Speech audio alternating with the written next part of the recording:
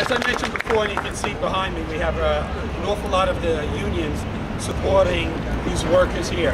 We have a number of presidents of the locals and the unions. I'd like to call upon Barbara Bowen first, president of the DSC.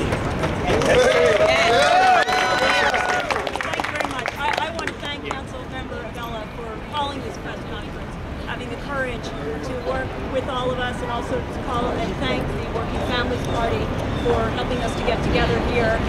You have a lot of unions here. I represent the 22,000 members of the Professional Staff Congress CUNY, with the faculty and staff at the City University of New York. I want to start by paying tribute to the 136 workers at Stella D'Oro. They did what every worker in this city should do, and every union should do, faced with the race to the bottom.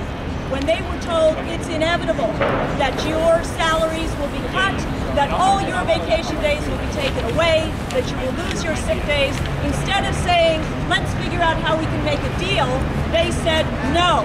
They went on strike, and they stayed on strike for 11 months. And in that time, guess how many people, how many of the union workers crossed the picket line? In 11 months of hot weather, cold weather, how many crossed the picket line? Zero. Not one. They did what all working people need and what we should all do. And when they wage that fight, and continue to wage that fight, I agree, let's not call this the last days. I hope this is some of the first days. They fought for all of us. They are fighting for every union member in this city, for every working person in this country. They are fighting for us. So now it's time for us to fight for them.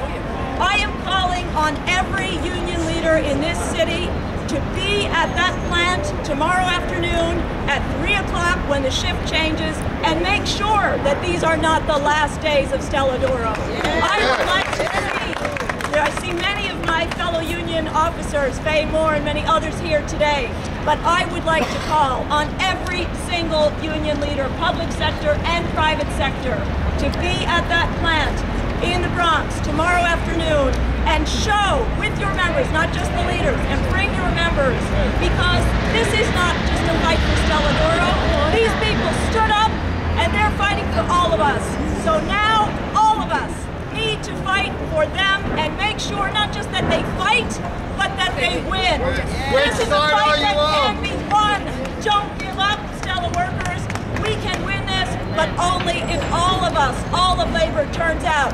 So I want to see you there tomorrow, and I want to see the press there too. I look forward to it. Thank you.